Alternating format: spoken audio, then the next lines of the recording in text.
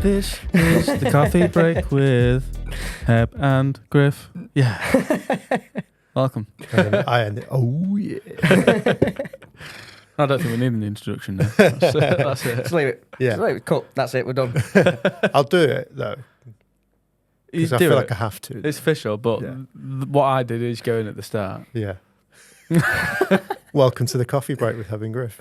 We have our first returning guest. And for those of you who might be confused, for the fans that might be confused, because we did have a previous podcast that wasn't called the coffee break, but it's basically the same podcast. Yeah. It's just moved the desk from that side of the room to this side of the room. That's all they've done. Put some sofas in. Yeah. It's all on the Essentially. same channel. Instead of being called the Hebb and Griff podcast, Yeah. it's the coffee break Yeah. with Hebb and Griff. I mean, true fans will know this. But yeah, Chris was on that podcast and we asked him to come back.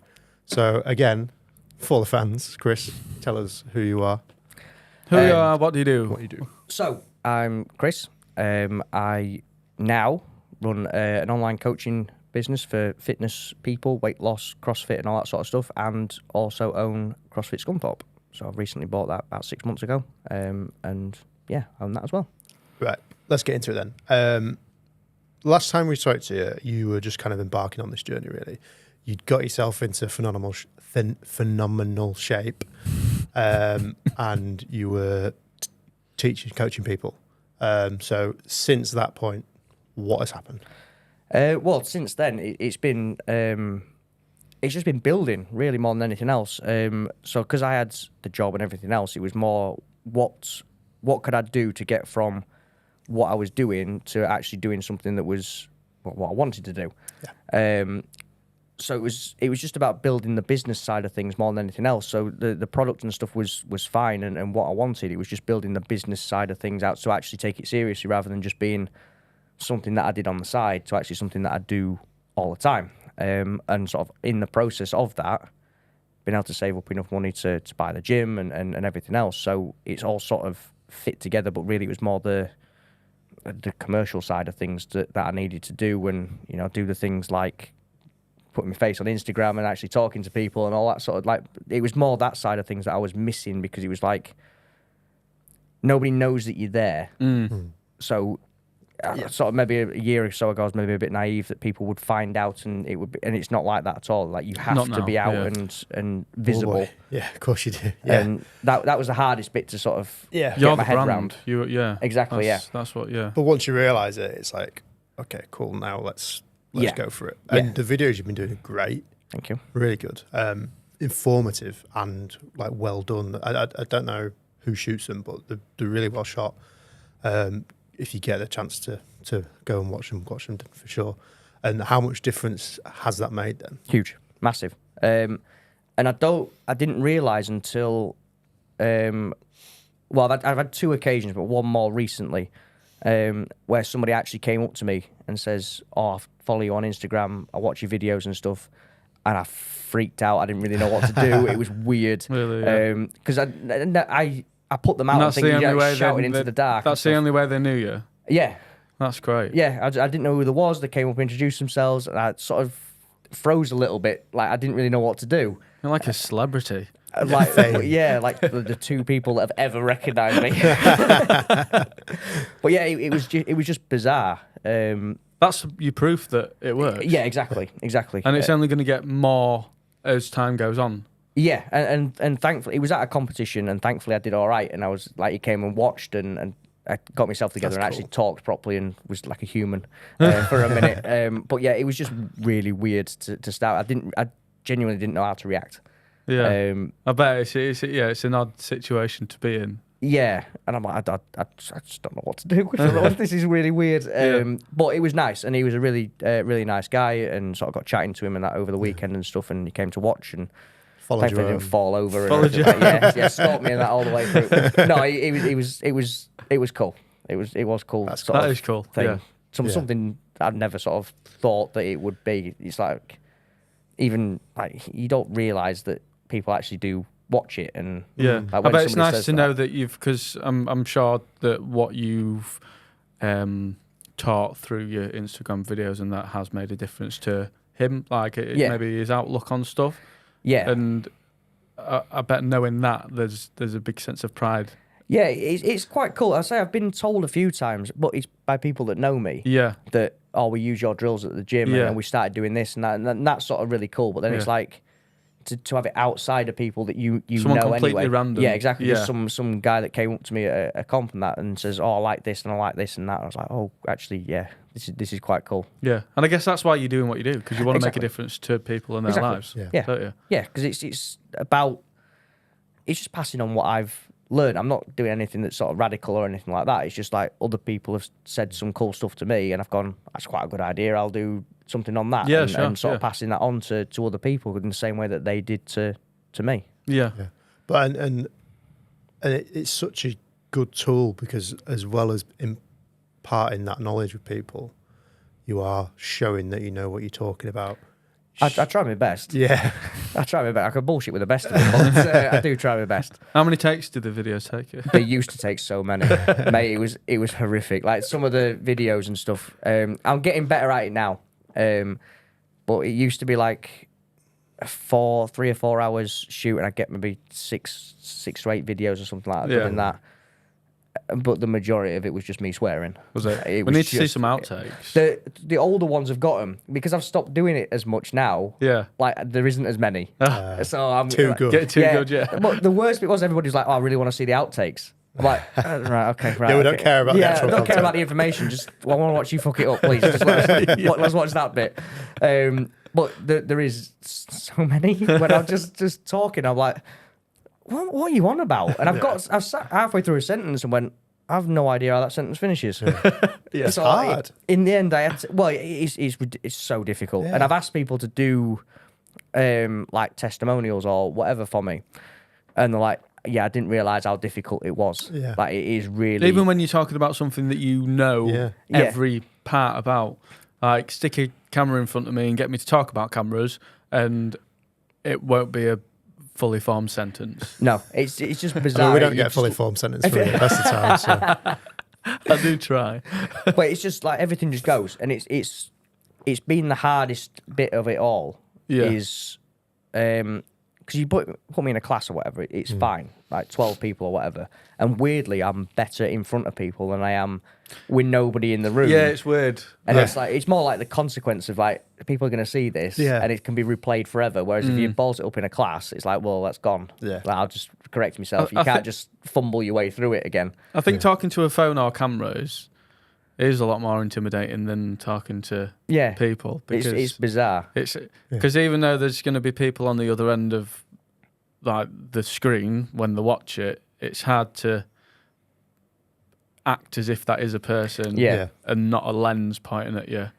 Yeah, It's I completely get that, and like I'm probably much better at talking to someone than talking to a camera. I think that's probably like a lot of people. I get really self-conscious, even though there's like nobody yeah. there. Yeah, you do, just don't feels you? silly. And it's really weird. And thankfully, I am loads better at it now than what I was. Yeah, I still make some very stupid mistakes. And Joey, who does the shooting that for me, he had to buy a brace because he holds the camera there, and he was just knackered. Oh, really? Because I was ballsing it up that often. He's like, mate, I've got to buy something. Like, you've got to either get better or get a lighter camera or something. But yeah, That's funny. eventually I do get better at it. So we can do the videos in about an hour now. That's good. We can get through it. Yeah. But then I get cocky and I get 3 videos in or whatever. Where I've done it all in one take, and then the last one completely fall to bits. Yeah. Don't know what I'm talking about. that's how it goes. It gets technical. When anything that's technical, particularly, is difficult because, like, I used to do it with a completely full written script, which I needed to. Yeah. I'm quite good at doing presentations and quite sort of good at making it sort of off the cuff or whatever. But I found very quickly I'm not very good at it when it's recording. So I had to write a full script, and then now, if I get sort of to the point where I'm like outside aware or slightly veering away from the script or whatever, you can see on some of the outtakes where you can tell I'm ad-libbing what I'm doing. Yeah, and you just talk. And then when it's technical as well, you can't do it. And I'm like, right, I've got to go back again, do that again. Yeah. I feel like, and we see it with some of our clients as well, like they feel like they have to keep adding stuff to the end, Yeah. rather than just stopping. Yeah. They feel like they have to keep going. That was always my thing, is that I would leave a sentence that should have been the finish as You if keep there was going. something else coming. Yeah. And then I'm like, well, I can't say it like that because that sounds like there's something else that I need to be saying. Yeah. So I like Keep saying and. Yeah. Yeah. No, or full even, stop. even just like the tone that you say it. So Yeah. it's as if there's something else that you need to say. And I'm like, well, that was the finish of that sentence. That's not where I meant to say it at Yeah. all. So I'm going to have to do that again. Yeah. Especially when it's a long take that you've just done and you've nailed it and you just balled it up right at the end. I'm like, start again. It's good that you kind of acknowledge that you do that, though. Like, I can't not. Yeah. I mean, say he put the outtake in. I can't remember which one it was, but there was one that he put in and everybody commented saying that was brilliant. That's loads better. Like, put them in. I'm like, all right, okay. So there are some videos that they're not contrived outtakes. I just end up walking off and swearing and whatever else, and he just leaves the camera recording. Yeah. You just got to cock a few up on purpose. Well, I mean, at the minute I'm still cocking them up like easily anyway, so it doesn't really make much difference. So eventually it'll. I will get into put a highlight reel of low lights, I suppose. see how many I've got. I should have quite a few now, to be fair. Yeah. That's great. I mean, I suppose it like you say, it should be fairly transferable where you coaching people in a real life situation to coaching people through video. Yeah. I mean, the information, again, it's more, if I get my words muddled up in a class or whatever, I just go, you're an idiot, carry on, and just say it, and, you know, you have that second laugh or whatever, and then it's gone. But then when you're trying to do it on video, where you've got 30 seconds to get your point across, you can have a laugh with it and get it a little bit sort of muddled up or whatever, but you can't get it wrong. Yeah. So when you let's talk about you running your classes and stuff like that. And so how do you find running your classes? Like, where? Because obviously you've got to hold a room, and you've got however many people listening to you. Have you, like, is that something that you've ever done before you did coaching, or did you kind of throw yourself into the deep end and just think a little bit of that? Like, I'm going to have to do it. Yeah. So I've done bits. I could teach sort of. It was more from work, really, more than anything else. That I knew I enjoyed teaching people and getting people and seeing the results and that sort of thing. The only way for me to do that, at the time at least, was to get into classes and get the experience and that through doing that. So it was a case of, you're going to have to do this. Yeah. If you want to, you know, get to wherever you want to be, it's something that you're going to have to do. Yeah. So it was a bit of sort of, you know, take a brave pill or whatever and get on with it. And, you know, there's loads of classes that I've messed up and whatever else, but you learn from that, and eventually you sort of get a little bit more comfortable. And it's more like you're not bothered about getting your words muddled up and getting stuff wrong or whatever. Like, people sort of understand that. Exactly. Yeah, I think I can really, when you know what you're talking about as well, it makes a huge difference. Yeah.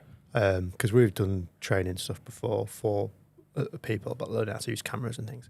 And even when we're showing it, because we do jiu-jitsu as well, which we talked about in our last podcast, when we're showing someone a technique, that when you know what you're talking about, I think you surprise yourself a bit. You're like, and you're telling them what to do and how to do it, and you're like, oh shit, I actually do know what I'm on about. Yeah.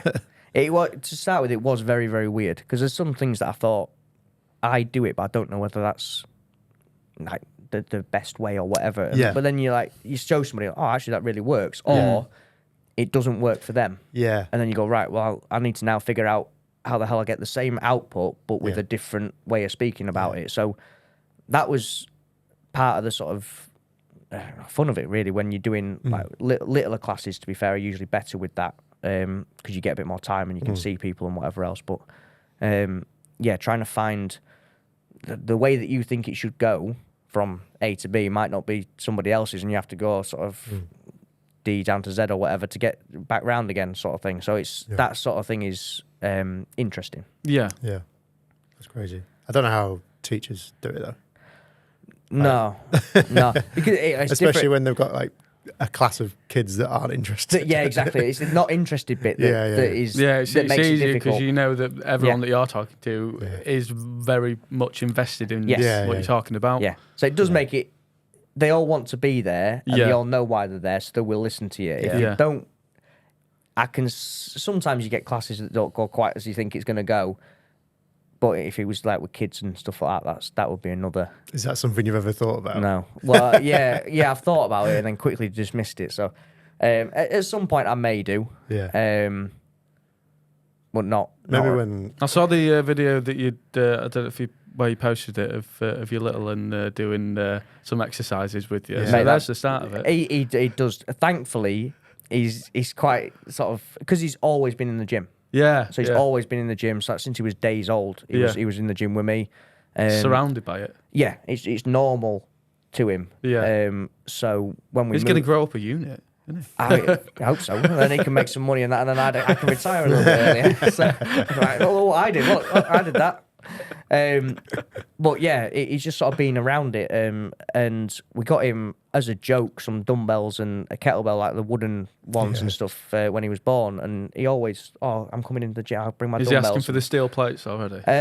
He does pick them up. He goes, "Oh, too heavy." But then that barbell that we got him the other weekend, that was the best money I've spent. Really? Yeah. Each every day. Yeah. I've done my so training. cool. I've done my training, and Oh, I'll that's have this. great. And I was bribing him. He says, "Yeah, you want some sweets?" Oh, okay, 10 burpees, and do the burpees over the bar and stuff. I'm like, I mean, this is probably wrong, but it was so funny. I was like, I'm doing it. This is just ace. I'm gonna make you do it starts forever. somewhere. Yeah. Everyone starts somewhere. Olympic athletes, they all started Exactly. somewhere. Yeah. So yeah. But yeah, he's thankfully he sort of he wants to do that, and he likes coming to the gym. Yeah, well, and- he sees you doing it, Yeah. and obviously the enjoyment that you get out of it, and you are his biggest role model. I hope so. So yeah, it's a good lifestyle to kind of show your kid basically. Yeah. Well, I hope so, and that's part of it is that it needed to be. There's not very much. I don't like so much sharing a lot of the family stuff on Instagram, particularly because it's that weird thing is that it's a the lot of same weird thing of the photos. information that gets passed out to the people that don't know me coming to see me. That it's the same thing with that, but it does help, I suppose. Like there was a lot of people saying that you need to do it for like relatability and all that sort of stuff, but that was just because it was. I think there's quite a way. cool moment, really. Yeah, no, There's a way of doing it tastefully, isn't there? Yeah, and it's like not wanting to feel like you're exploiting your kid for views and stuff like that. Yeah. But there's not much that I put on about him. To be fair, it's just that he was quite cool that he was training for the past couple of days, and that's great. That was all it was. Yeah. So it was just quite funny, and he was like, he drops that barbell all the time. It's like, oh, just like Daddy. I'm like, oh yeah, yeah, I do drop it, don't I? So I can't even say like, oh, don't drop it. No, but you do. Yeah, but there's rules to where you can and can't drop it. Yeah, I know. There? So I'm trying to get him to drop it from certain places. Like, yeah, he's watched me do this, so now he wants to do it. Yeah, you can't say that you're not allowed to do that because you do it. He's literally the day he was doing it, he was watching me do it. I'm like, damn. They learn fast, don't they? Yeah, very. How have you found all of this with a child and hard work? Yeah. I say thankfully he's sort of invested in it as well. Like, he's quite happy to do stuff, but it's all been very difficult because it's trying to find the time for clients and then the time for the gym, and then like I've got to spend some time with Rach, and it's like trying to fit everything in. So having the job's been difficult still, but that's nearly finished now. So I've only got a month left, and it'll be full time. Well, let's get into that then. So you are working full time, Yep. and the CrossFit side of things and the coaching side of things is technically a side hustle. Yeah. Right. Yeah. So you've been doing both at the same time for how long? At least 3 years, 2 or 3 years, something like that. It's been a And while now. As of recording this, what's the time frame for you stopping? Be 4 weeks on Wednesday, so yeah, about 4 weeks ish. Yeah. And 4 weeks in a couple of days. Full time coaching. Yep, full time at the gym, full time coaching. Yeah. I mean, we kind of know how that feels, but that must be so exciting. It's nervy at the minute. Like when I put my notice in, oh, this is great and whatever else, and I thought I don't really feel anything just yet. And now it's like 6, 8 weeks, 9 or whatever it is, and then it's like counting down. It's like 4 weeks. I'm like, yeah, I might actually have to do this now. There's no safety net anymore. I've got to have to put a shift in. So, thankfully, the way that I've set everything up is that there is a buffer for me anyway. So I've been able to, because I've had the job, not worry about certain things. It's about, right, I can build a buffer up, and then if something don't go quite right 1 month, it doesn't really matter. It makes no difference. I've got things that I can sort out and whatever else. So it's just the time it'll give me back. Really, it's just it'll make a massive difference. It's 8 hours a day, 5 days a week that I'm. And that time is time that you can put into your own business, and that's where it makes the real difference. Yeah, and that's where you will notice that things like it'll just work. Yeah. Not only that, you'll have evenings and weekends that you can spend with your family again. So it's like during the day. Well, I've always got something on the evenings and stuff, but it's the same difference. Is that I'll be able to put that dead time effectively, not really dead time, but you know what I mean. Like it's during the day that Rach might be at home, Leo might be at home. I can spend that with them, so I don't feel guilty. Yeah. If I go out and I'm out at class or I'm out, you know, I've got to stay late or whatever to cover anything, or you know, I've got check-ins to do or whatever. Like I don't feel bad about that then because I've made the time and I've got it. Whereas at the minute the routine is a long day, really. A little bit less now, but it's still sort of long days and whatever else, and always in at 6 o'clock in the morning. Somebody said to me, "Do you ever sleep past 7?" I went, "No, not really." So yeah, it at least gives me that time back, which would be nice. Yeah, it's probably one of the biggest decisions a business person makes. Really, is like when the right time to do it is. And, it's never an easy decision. No, especially when you got a child as well. I mean, it's the same for Ollie with us because I didn't have a child at the time, so it was a relatively easy decision for me. But it was still a very risky decision for Ollie. Yeah. So we had to time it right, and I did very much the same as you. I built up a buffer. Yeah. And then I was comfortable doing it. Yeah. I knew it was going to work. I knew for like the jobs that we were getting in and the clients that we was working with, like it was going to work.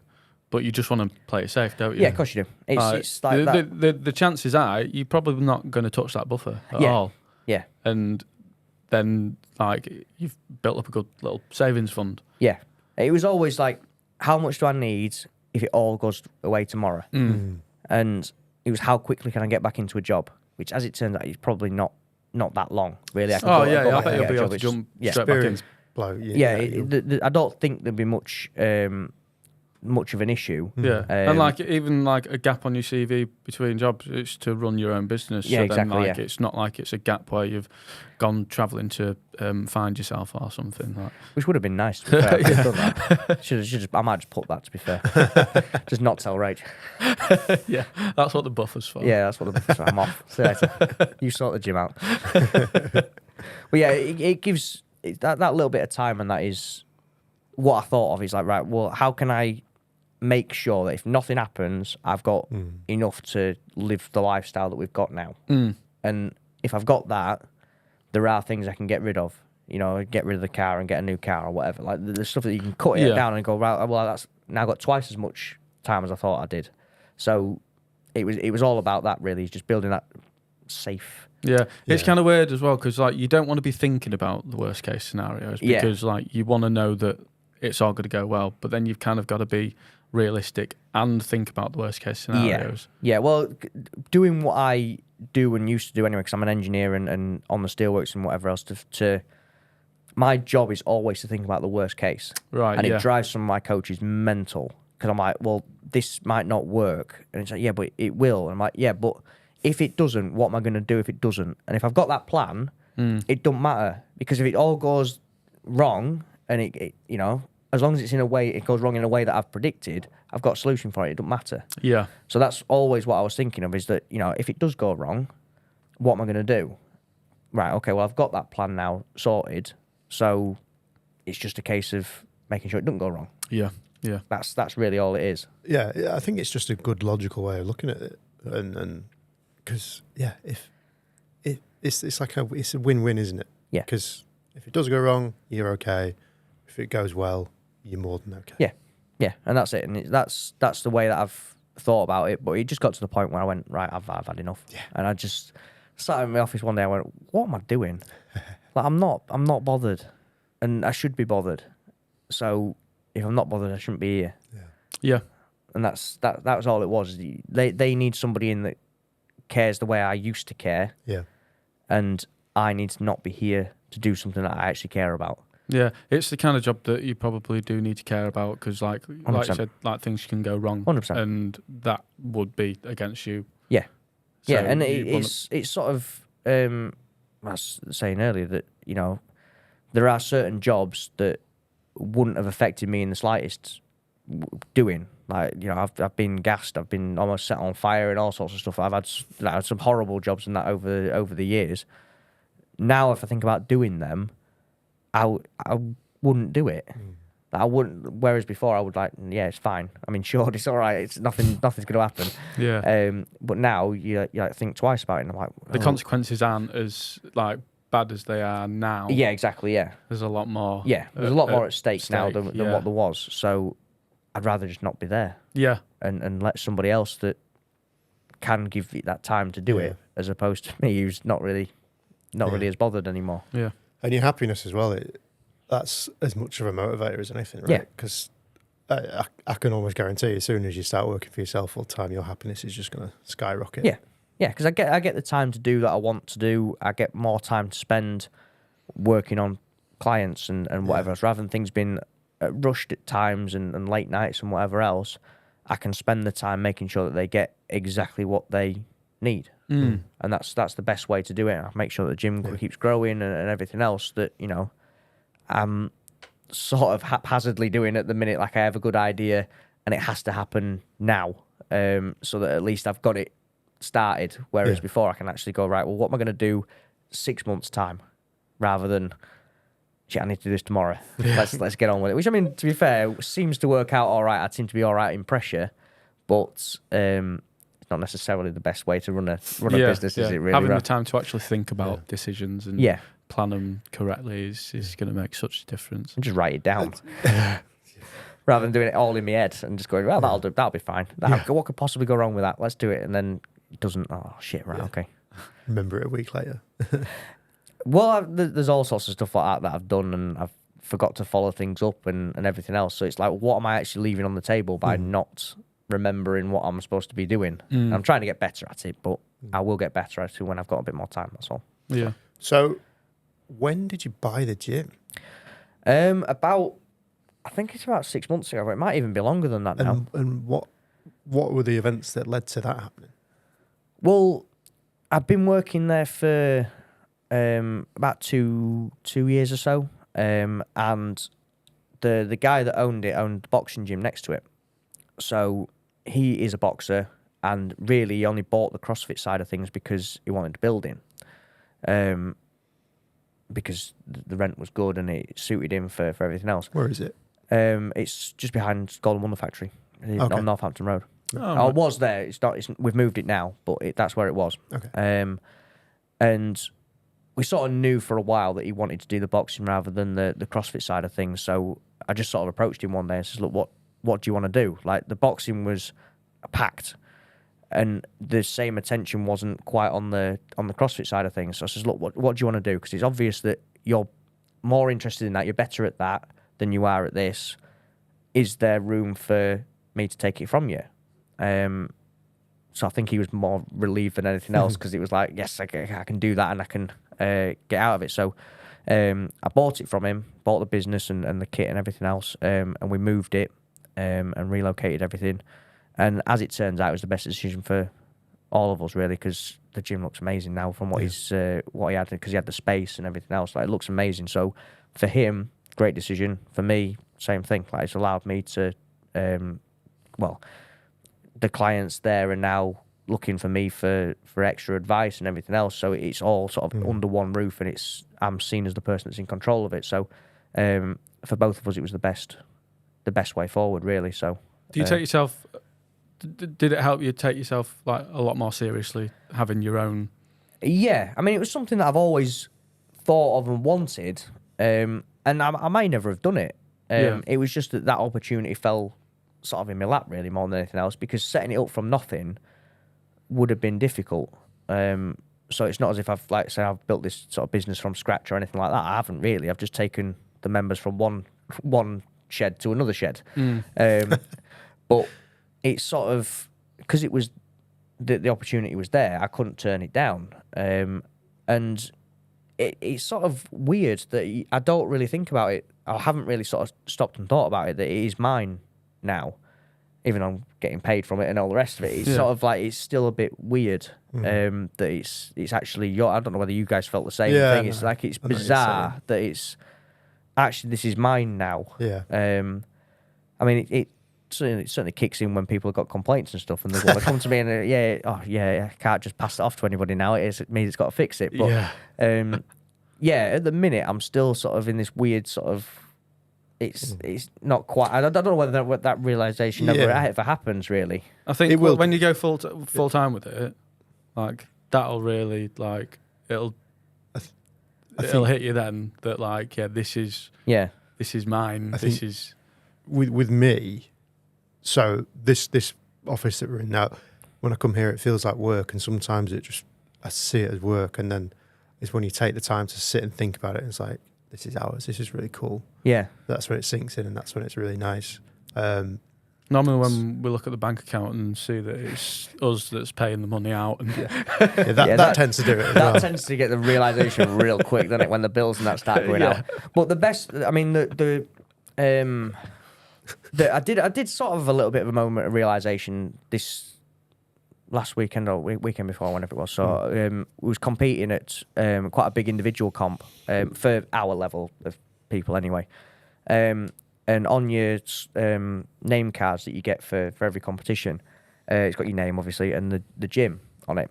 And it was the first time that I'd seen it written down that it was me and my gym. And having all the guys and that were there competing as well. Cool. They all had the same on their name cards. You know, everybody that came down had all the gear on and had the logo on, and it was like that's proper cool. That was quite a cool moment, really. Yeah. I mean, when you see them at comps and stuff as well, where everybody's got the hoodies on and everybody like there's a big group of us and whatever. It's sort of like, oh shit, like this is quite cool actually. Yeah. Like this is something that I did. So yeah, that was odd, well, in a good way. Yeah. And we've got like a wall sort of set out in the gym. We've got one of the signs and that on the wall with obviously the logo and everything. And then everybody's name cards and that, we stuck them around it so that it's decorative and everything else. But then people can like invest in the place really, because that's where their name is. The name's on the wall and all the rest. Yeah. So putting that first one up that said CrossFit Scunthorpe on it was quite cool, and it was obviously and it's got all the name, because I've done that competition. I think that's the 6th time I've done it. Yeah. Under various different gyms that I've trained at and worked at and whatever, and then that was the first one that was mine, and you can sort of track it through that sort of journey of it, and I thought that was quite. That's a really cool moment. Quite cool. It was good, and then I got covered in glue when I stuck it on, so I was like, well, it takes away from this then. Yeah, I mean, so. Are the competitions becoming quite frequent for you now? More frequent than I'd sort of, because the same competition. I had absolute howler. Like it was horrific. Like to be fair, when I turned up, I knew I didn't want to be there. Right. I just said to Rach, like, if people didn't know I was going, I'd have gone home. Right. Okay. Because I just didn't want to be there. There was nobody there really. It was just me and Rach, and not to say that it's just not the same when there's just two of you there. Because if I get stuck, I've got to pull myself out of it to a certain extent, and like there's nobody to help me or bounce ideas off or whatever else. And it was just I was in a right way. Like, I just didn't want to be there. wasn't interested. Performance was terrible. And again, I knew people that were there as well, and that was worse because I'm like I'm advertising myself, and I've just had an absolute howler. Yeah. So I says, right, I'm done for a while. And then I sort of, it's weird because you get like a new batch of clients come in and they want to compete. So it's like, well, why don't you do this with us? And then you sort of get back into it again a little bit more. So I did 2 in 2 weeks this time, and I'm too old for doing 2 in 2 weeks, to be honest. I was binned. But I think, no, not necessarily old, but I just like making that joke because people keep saying that I'm not old. But you're not old. No, I'm not. No, I know I'm not, but it annoys people when they say that I am old, so I keep sort of chucking it in. And 2 in 2 weeks was quite hard work, but that's mainly because I haven't been training properly because the gym and everything else. It's just been bitting and bobbing really more than anything else. So this last couple of weeks has been the first time I've actually trained to the standard and whatever else that I was used to. And yeah, it was hard. It's been hard work past few weeks. But, you've got to get back into it if you're going to do it. So it's easier for people to say, right, well, he does it, so I should do it. Yeah.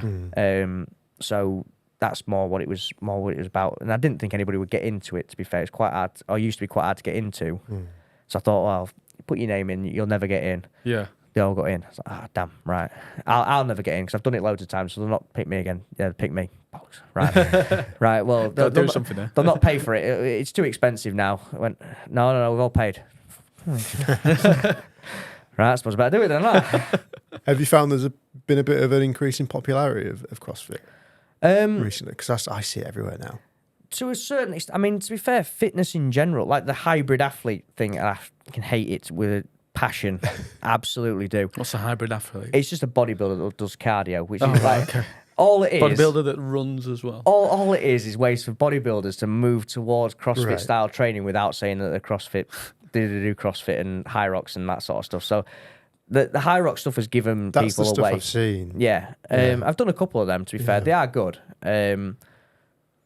I just like the weightlifting and the gymnastics things. Like I always take the mickey that high rocks is for people that can't do CrossFit. So it's sort of it's quite good, to be fair. I do take the mickey out of it, but if you add all, it's the same conversation that we had last time. Is that it's just another thing to add on. So if you do all of it, you become better at all the things, rather than the people that are diehard bodybuilders or whatever saying this is the only way that you can do anything. And really, if you actually expand it out a bit, you maybe find that some things are a little bit more enjoyable. I mean, to be fair, if you're competing and whatever else, that's maybe a little bit different. But the high rock stuff has, in this country, massively exploded.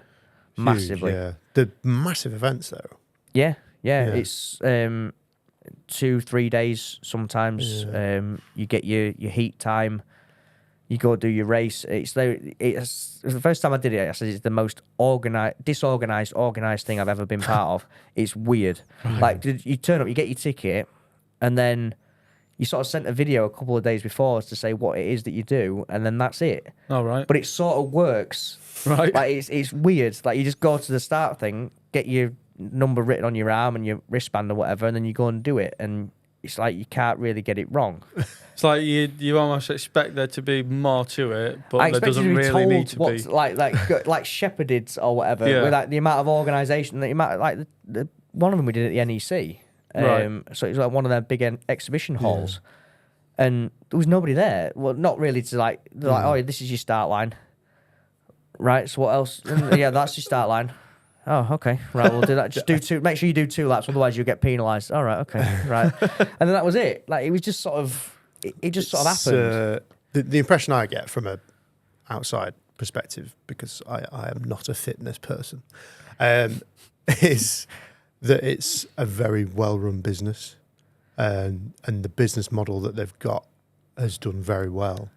So anything that they can do to reduce costs, such as sending videos to people in advance, is what they're going to do. 100%. Yeah. 100%. Like it is in this country. I don't know whether it's the same. It's certainly not in Europe, but in America and stuff, I don't know, because it all came from Germany. All right. It's why the Puma and I think the were sponsors last time I did. Okay. I don't know whether they still are or not, but it's a German thing, I'm fairly sure.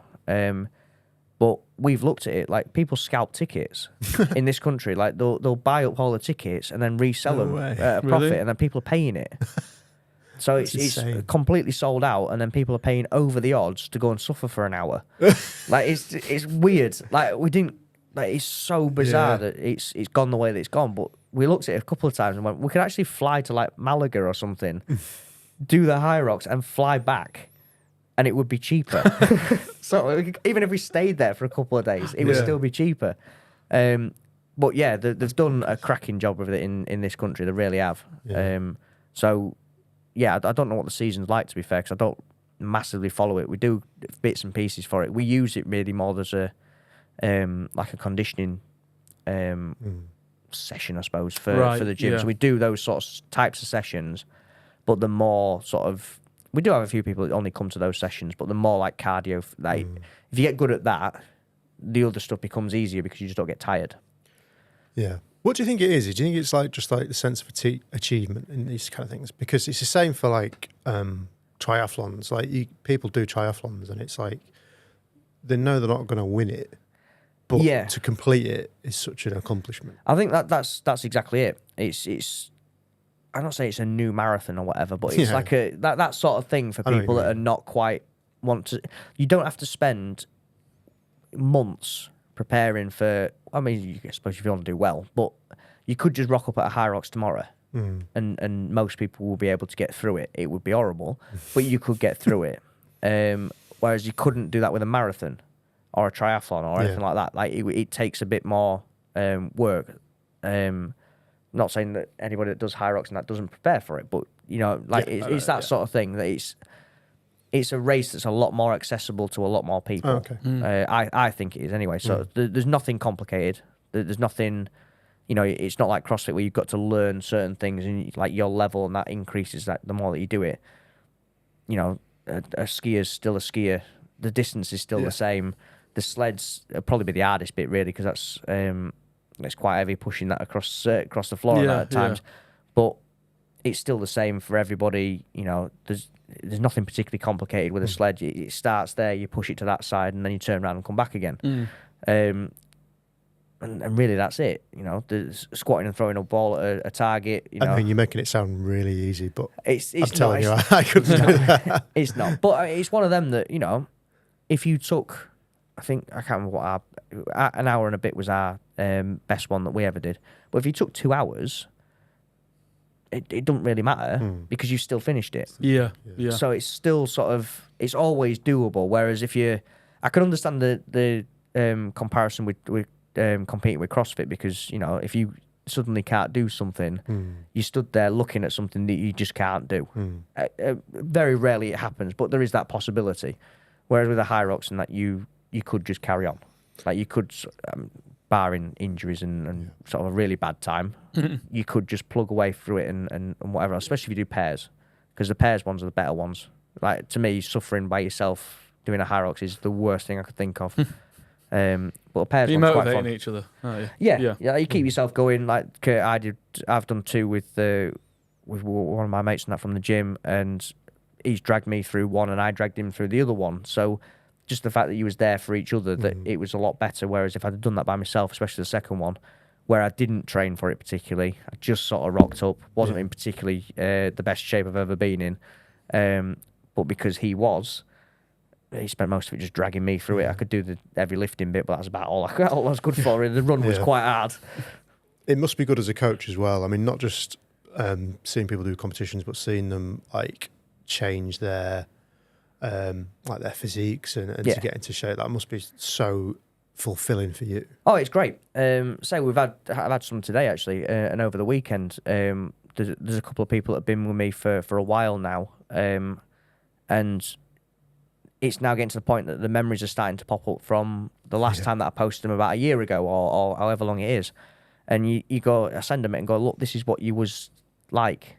And now it's like, there's people that have, I said last time, there was a few people that have competed at the same level as me. I've got another couple of people that are at that same sort of stage that they're looking to, they'll step up and surpass me quite easily, really. But they're wanting to do that sort of thing. But that's what you want. Exactly, 100%. Like, I'm under no illusion that I'm going to be some sort of top person or whatever else. But I can give them a nudge in the right direction. So seeing that is really the target, really, is that they get to the point that they pass me. That's a really healthy attitude as well, especially as a fitness coach. It's got to be. Yeah. It's got to be, because you don't want to get in the way of their success. 100%. Because then you limit them to the level that you're at. Yeah. And I'm not particularly great. I do all right, and I can get about and what have you, but I'm never going to be like a games athlete or anything unless I'm like in the 80 plus divisions and I'm still going. Yeah. I might have a chance then, but what's important is you know what it takes to be great. Yeah.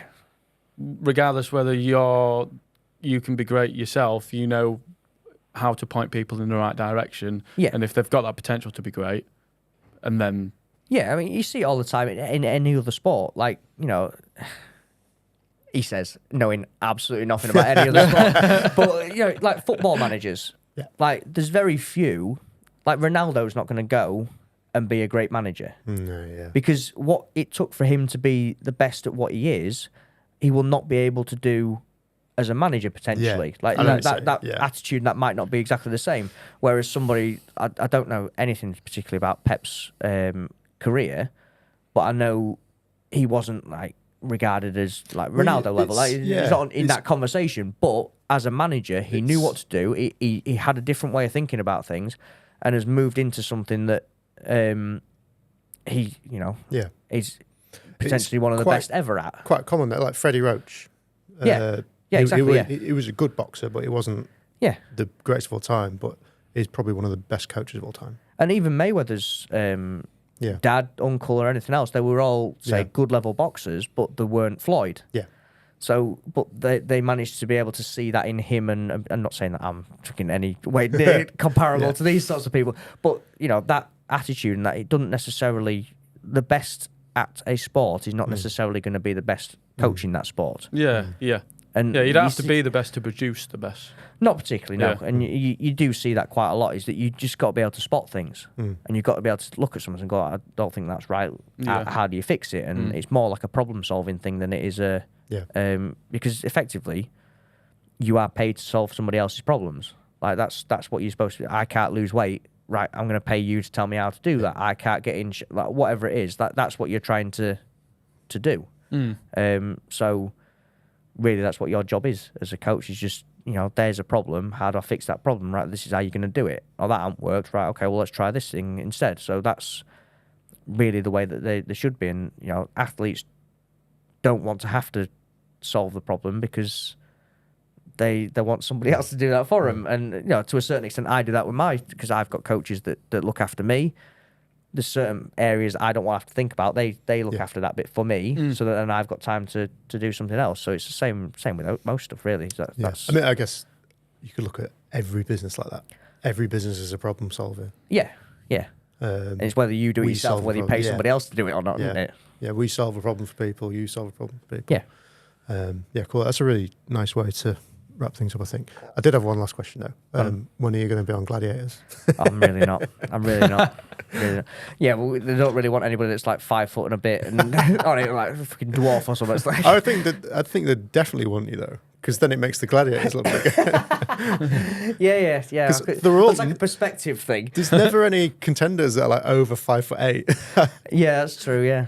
Yeah. No, not me. I've done with getting it with things. Like I said that last time. I'm done with getting it with stuff. That'll do for me.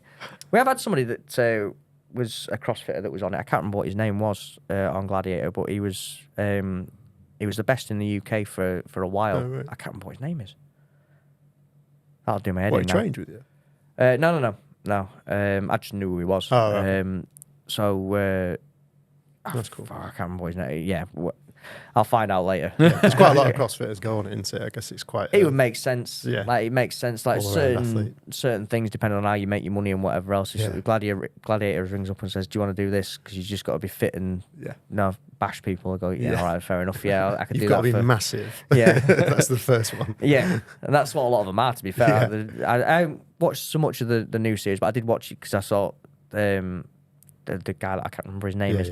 I thought, he's in it, so let's see what it's about. But it don't. I don't know if it quite works nowadays. As opposed to it's like a bit camp and stuff. Very. But back then it was great. It was brilliant, wasn't it? Yeah. You can just sort of go, this is actually quite funny. They've started to do like little storylines now. Like they've started to do like. There's almost like one where a couple of the gladiators are like having a bit of a relationship. It's like wrestling. It's like professional wrestling. Say that. Well, that's what it'll turn into, won't it? It's just wrestling with contestants. Can't believe they've dramatised Gladiators. It's great. I love it. It's a great way to spend my Saturday night. Cool. Great. Thanks for going on, mate. Again. Anytime. Are you going to try and get this one to be the most watched of the new ones? I did try for the last one, didn't I? I did try. I'll give it another go. I'll see if How can people find you, contact you, be a part of your team? So I actually changed the Instagram now, so it's Chris Hickling SDA on Instagram or CrossFit SCU on Instagram for the gym. To be fair, that's the main place to get hold of me, really, if you want to have a chat with me. That's usually where I spend most of my time, unfortunately. Great. Cool. Best of luck going full time with it, mate. Yeah, great luck. Thank You're you, going mate. to Thank you, guys. absolutely smash it. Thank you. Thank you. Thank you. Cheers. Thanks for watching. Don't forget to like and subscribe, and we'll see you in the next episode.